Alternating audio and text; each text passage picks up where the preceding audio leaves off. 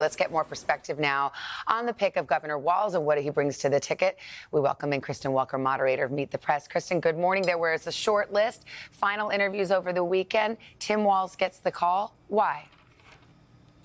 Well, Savannah, look, I think Peter alluded to one of the top reasons, the rapport between the vice president and Governor Walz. She feels like this is someone who she can trust and who really understands his role as number two on the ticket. I think that the Harris campaign also, they view him as someone who can unify the party. And look at what we saw at that rally in Philadelphia, Savannah, 10,000 people, as well as plaudits from independent Senator Joe Manchin, as well as progressive Alexandria Ocasio-Cortez.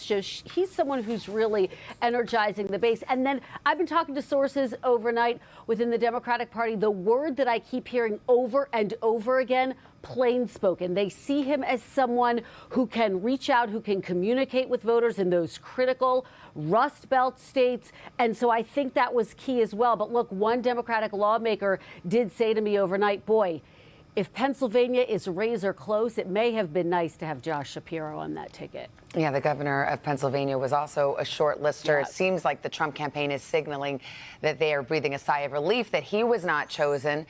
But let's talk about Tim Walz and how the Trump campaign may decide to attack him. What are the grounds there? Well, you were just at the Olympics, Savannah. Think about this as basically a 100-meter sprint. This is going to be a sprint to define Governor Walz, because as Peter just noted, 70% of Americans say they don't know who he is. So you're already seeing the Trump campaign trying to make the case this is the most, in their words, radical left ticket in U.S. history. They are going to attack his policies, everything from the fact that he enshrined abortion rights to expanding background checks for gun buyers, as well as the LGBTQ protections that he passed in his state. So it's going to be the burden of the Harris campaign to fire back. How is he going to do that? I've been talking to Democrats overnight. They say he's got to flood the airwaves. He's got to not just make use of the Democratic National Convention coming up, but engage in debates and interviews and introduce himself to the American public, Savannah. All right, Kristen, here we go. Thank you. Starting gun already off. Appreciate it. Hey, thanks for watching. Don't miss the Today Show every weekday at 11 a.m. Eastern, 8 Pacific on our streaming channel, Today All Day. To watch, head to today.com/allday or click the link right here.